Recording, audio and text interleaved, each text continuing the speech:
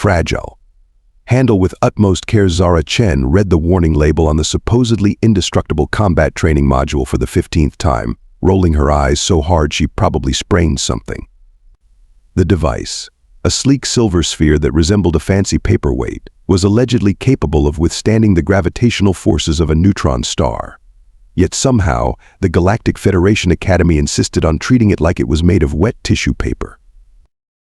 Remember, Cadet Chen Professor Xthrix's mandibles clicked nervously as all four of their eyes focused on her hands. These are precision instruments calibrated for beings of culture and refinement. The way the Arachnidian instructor emphasized those words made it clear what they thought of humanity's refinement level. Zara bit back a snort. "Yes, Professor. I'll be extremely gentle." She held the sphere with the same delicacy she'd used to handle antimatter, which was to say, she barely touched it at all. This, of course, caused the sphere to slip through her fingers and bounce off her boot. The entire training hall gasped in horror. Professor Xthrix's carapace turned a fascinating shade of pale green. "Cadet Chen, that module costs more than your entire planet's annual GDP.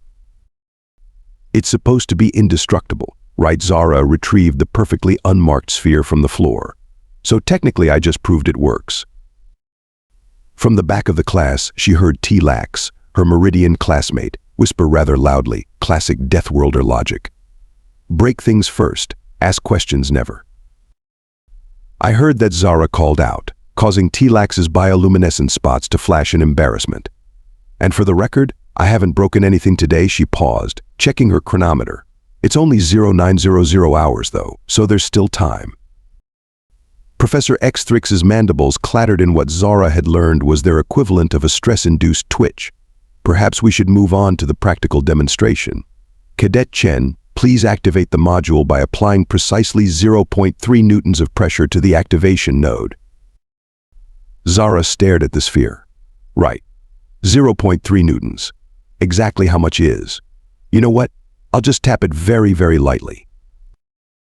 She reached out with one finger, applying what she thought was the gentlest pressure possible. The sphere emitted a horrible cracking sound. The entire class took 3 steps back. "Oh, come on," Zara protested as hairline fractures spread across the supposedly indestructible surface. "I barely touched it. This is discrimination against species with actual muscle density." Professor Xthrix's antennae drooped so low they nearly touched the floor. "That's the 4th training module this week, Cadet Chen. Perhaps we should discuss your transfer to the Theoretical Studies Department." "With all due respect, Professor, I don't think hiding me away in a classroom is going to solve the problem." Zara held up the cracked sphere, which chose that exact moment to split completely in half. "Besides, doesn't this prove there's a serious design flaw? What if these things break this easily in actual combat?" "They don't break in actual combat," Professor Xthrix said wearily, "because no other species is capable of applying such excessive force." "Excessive force is kind of our thing," Zara muttered, then added more loudly, "I mean, wouldn't it be better to make equipment that can handle a variety of species' strength levels? What if you encounter a new race that's even stronger than humans?" The entire class shuddered at the thought. "That's quite enough theoretical discussions for today," Professor Xthrix announced, carefully taking the broken pieces from Zara's hands using a pair of magnetic tongs. "Class dismissed. And Cadet Chen." "Yes, Professor. Please submit your requisition form for a new training module. And this time, please remember to check the box marked Deathworlder handling warning so they can apply the appropriate reinforcement protocols." As Zara left the training hall, she could hear her classmates whispering about the crazy human who breaks everything. She smiled to herself. If they thought this was bad, wait until they saw what happened in hand-to-hand combat training tomorrow. At least she'd finally gotten them to stop making the training equipment out of that crystal glass material that exploded into a million pieces every time she touched it. Progress was progress, even if it came with an equipment casualty count higher than most small-scale wars. The Academy's main amphitheater buzzed with excitement as holographic displays flickered to life, showing sweeping vistas of Planet Nexus 7. Dean V. Reith, their Centaurian administrator, floated at the podium, their tentacles waving in what Zara had learned was their species' equivalent of enthusiastic jazz hands. Esteemed cadets, the Dean's translator chirped. We are thrilled to announce this year's survival training exercise will take place on the garden world of Nexus 7. The alien cadets erupted in cheers. Zara, meanwhile, squinted at the fine print scrolling beneath the paradise-like images. Terms like minimal environmental hazards and carefully controlled ecosystem set off every warning bell in her head. Is something wrong? Chen whispered KRX, her Voltarian roommate. You're making that face humans make when they smell something deteriorating. Yeah, it's called skepticism, Zara muttered, pulling up the planet's specs on her datapad. Notice how they don't mention any predators. Of course not. KRX's antenna wiggled happily. Nexus 7 is a Category 1 safe zone. No creatures above danger level 0.3 on the galactic scale.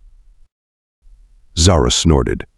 Right, because predators always check their danger ratings before deciding to eat something.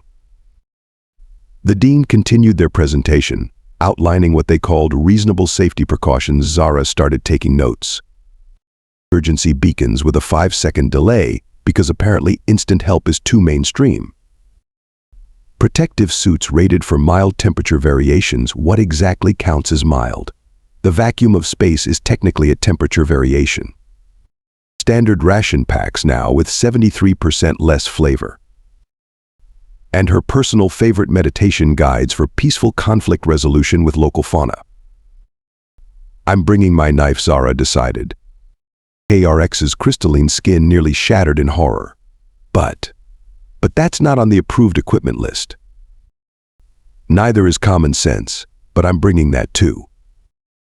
While her classmates discussed which luxury items to pack, apparently portable massage units were considered essential survival gear, Zara made her own preparations. She stuffed her backpack with things the equipment officer called barbarically redundant water purification tablets, fire-starting materials, and actual rope, not the dissolving eco-friendly kind the Academy supplied. Chen Professor X-Thrix called out as she requisitioned extra medical supplies. Why are you requesting a full trauma kit? This is a supervised training exercise, not a war zone. Just being prepared, Professor. You know what they say on Earth, hope for the best, pack for the apocalypse. That's not a real saying. It is now. The day before departure, Zara watched her fellow cadets pack their bags with what they considered survival essentials: meditation crystals, harmony enhancers, and enough moisturizer to drown a small moon. Meanwhile, she was busy waterproofing her boots and sharpening her totally not approved but I'm bringing it anyway knife. You're taking this way too seriously, Tlax commented, watching her test the tensile strength of her paracord. The course supervisors won't even let us get minor scratches. My third cousin's roommate did this exercise last year, said it was basically a camping holiday. Zara replied, double-checking her first aid supplies. And did your third cousin's roommate mention why they needed to establish a permanent rescue outpost on a perfectly safe training planet? That's just standard safety protocol. Right. Just like those indestructible training modules. Zara smiled sweetly, patting her fully loaded backpack. I'll tell you what, if nothing goes wrong, you can all laugh at the paranoid Deathworlder. But if something does happen... She shrugged. Well, at least one of us will be prepared for more than a spiritual journey through carefully curated nature. The first sign that something was wrong came 3 days into the survival exercise, which had so far involved more guided meditation sessions than actual surviving. Zara was sitting on a moss-covered log, pretending to achieve inner peace while secretly plotting ways to make the experience more challenging, when she heard the distinctive hum of cloaking technology failing. Did anyone else hear that? She asked, already reaching for her definitely not regulation knife. Hear what? KRX was still sitting cross-legged, eyes closed in perfect meditation form. I'm trying to commune with the harmonious energies of... The rest of their sentence was drowned out by the thunderous landing of a massive ship, its stealth systems completely offline. The vessel's black hull bore the scarred markings of a dozen different worlds, and none of them were friendly. Oh look, Zara drawled, unexpected visitors. How shocking. If only someone had packed for this totally unpredictable scenario. The ship's main hatch opened with a menacing hiss, revealing a crew of Draknid pirates scaled, hulking figures that would have been intimidating if Zara hadn't grown up watching B-grade monster movies with worse costume design.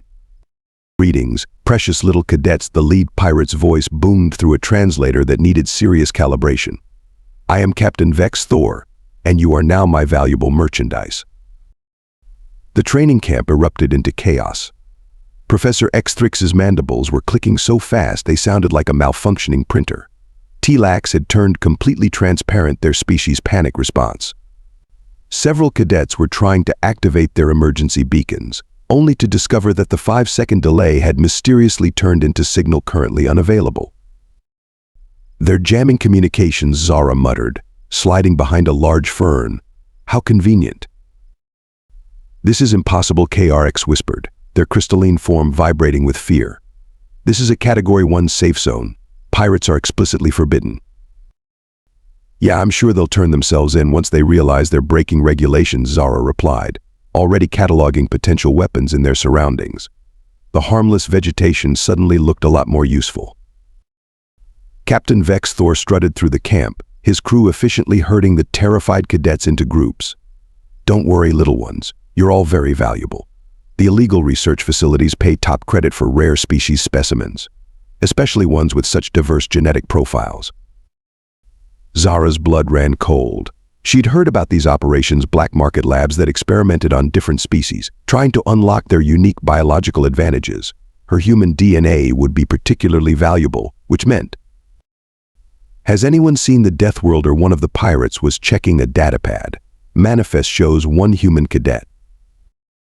Oh, the human Professor Xthrix's voice quavered. She was reassigned. Yes, just yesterday. Very unfortunate. Such a loss to our program. Zara could have hugged her instructor for the quick thinking, if it wasn't for the fact that the pirate scanners would eventually prove otherwise.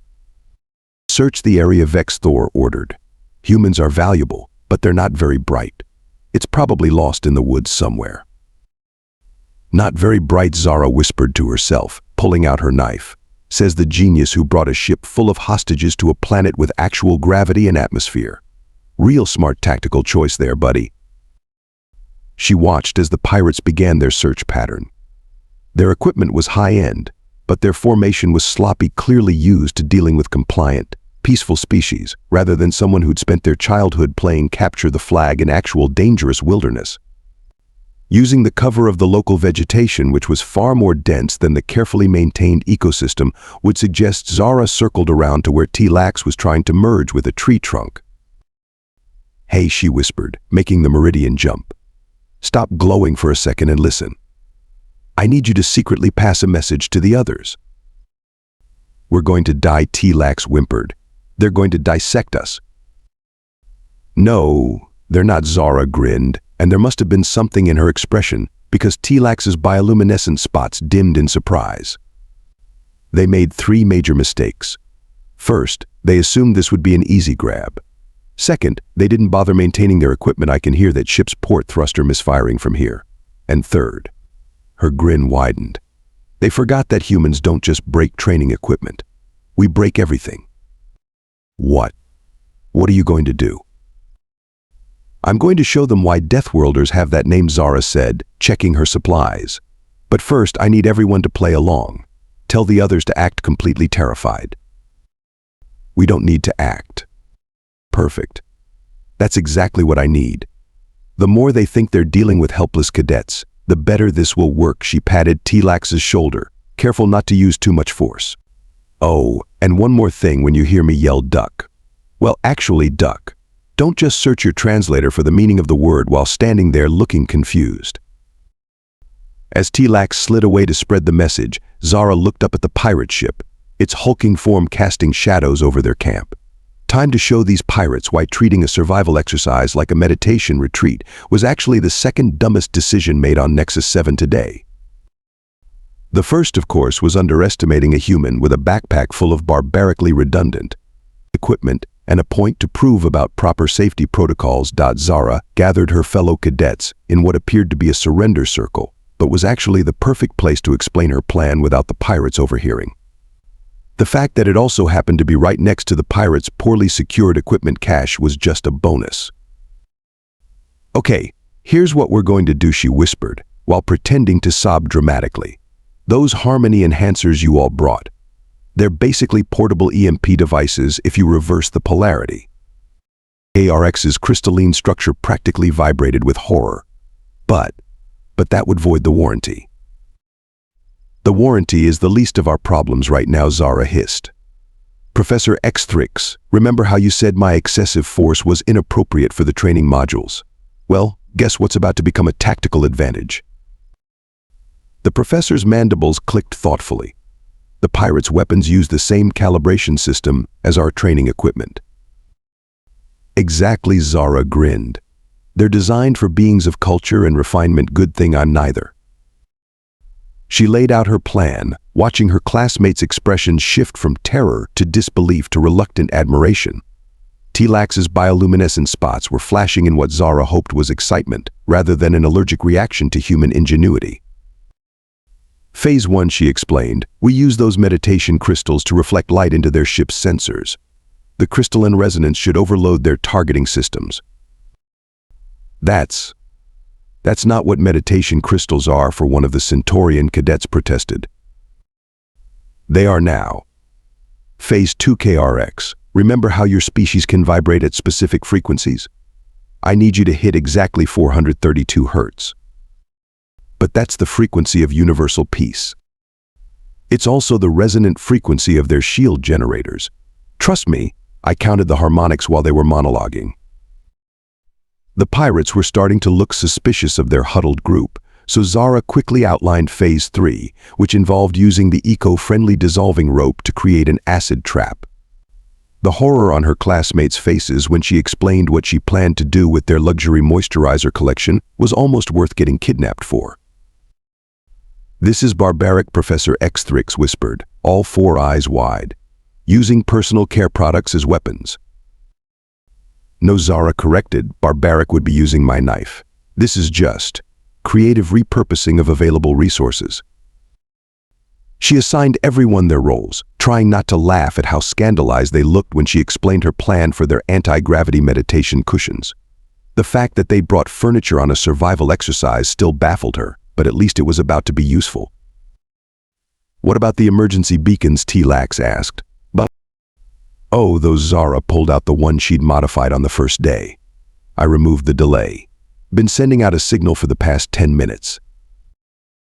"You tampered with safety equipment." Professor Xthrix looked faint. "I improved it. And before you give me another lecture about regulations, maybe we should focus on the fact that I was right." The professor's antennae drooped in admission.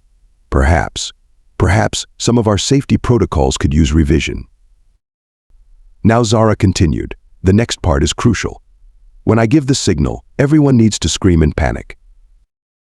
"We can do that," KRX said, perhaps too enthusiastically. "Perfect. And whatever you do, don't tell the pirates that the thing making their shields fail is actually your universal peace frequency. It'll ruin the psychological impact." As her classmates moved into position, each clutching their repurposed luxury items turned weapons, Zara caught sight of Captain Vex Thor examining their camp's supplies with obvious amusement. "Look at this pathetic equipment," he sneered, holding up a harmony enhancer. "What were they going to do? Meditate us to death?" Zara smiled.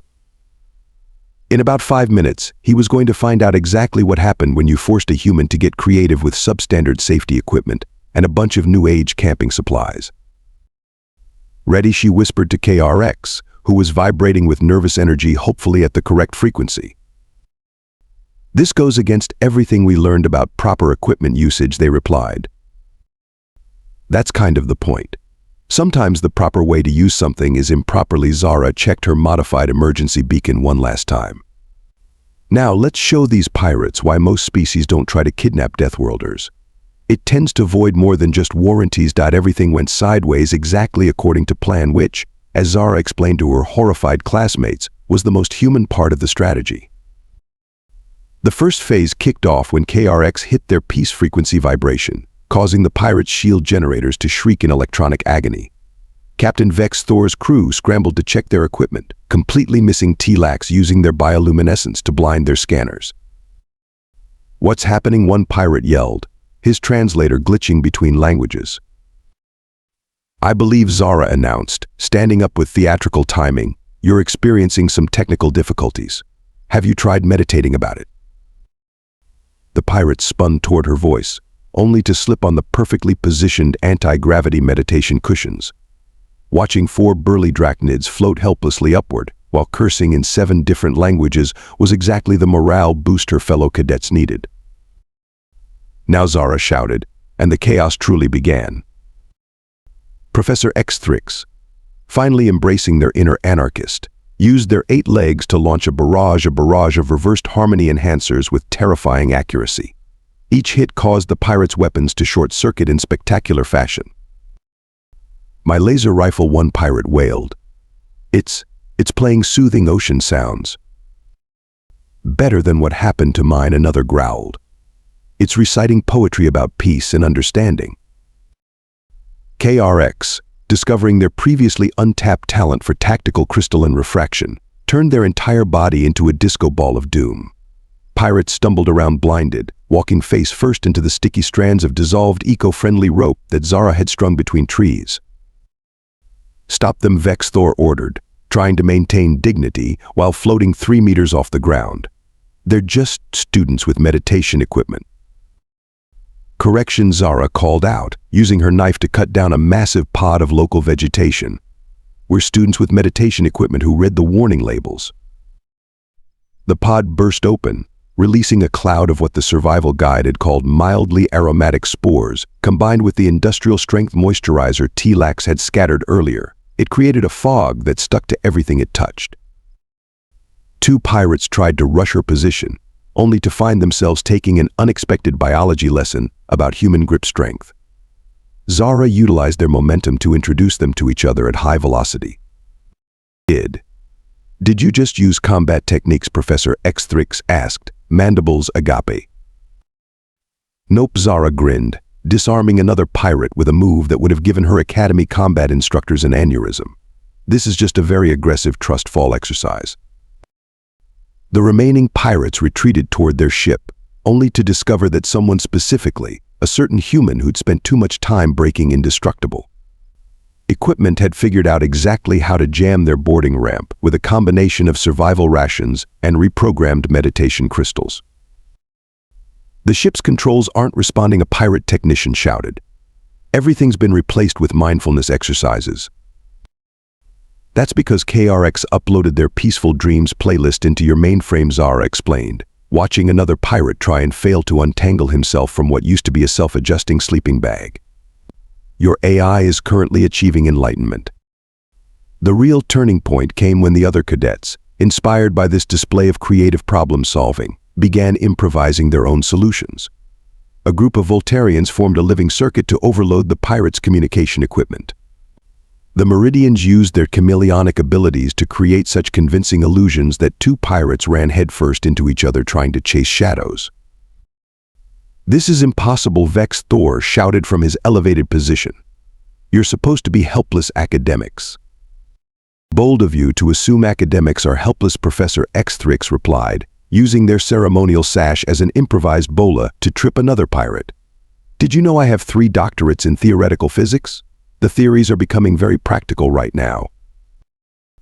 Zara watched with pride as her classmates embraced their inner chaos agents. T-Lax had figured out how to weaponize their meditation mantras, using the built-in amplifiers to disorient pirates with recursive philosophical questions. The Centaurian cadets turned their anti-anxiety weighted blankets into surprisingly effective thrown weapons. "Remember," she called out, using a pirate as an impromptu demonstration dummy, "safety equipment is just dangerous equipment with better marketing." The finale came when the pirates, thoroughly defeated by what their scanners insisted was nothing but wellness products and camping supplies, tried to make a last stand near their ship. They hadn't counted on Zara's final modification. She'd reprogrammed all their harmless emergency beacons to activate at once. The resulting electromagnetic pulse wasn't technically part of any approved training protocol, but as she explained to a shocked Professor X-Thrix, neither was getting kidnapped by pirates. That's not what emergency beacons are designed to do," the professor said weakly, watching the pirates' remaining equipment spark and die. Maybe they should be, Zara replied, using her supposedly decorative climbing rope to tie up the last of the pirates. I'm just saying, if we'd had proper survival gear, this would have been over in half the time. Captain Vex Thor, finally descended from his anti-gravity predicament, looked around at his crew, all thoroughly defeated by equipment that, according to their intel, was supposed to be nothing more than luxury camping gear. He announced with surprising dignity, for someone covered in moisturizer and glowing spores, may have miscalculated. The word you're looking for. Zara corrected, demonstrating proper knot-tying technique on his restraints, is underestimated, but don't worry, it's a common mistake when dealing with Deathworlders. Almost as common as assuming survival training means the same thing to everyone. Captain Vex Thor, still impressively arrogant for someone whose crew had just been defeated by meditation equipment, managed to break free during the chaos. He sprinted toward his ship's auxiliary control panel, mandibles twisted in what passed for a Draknid smirk.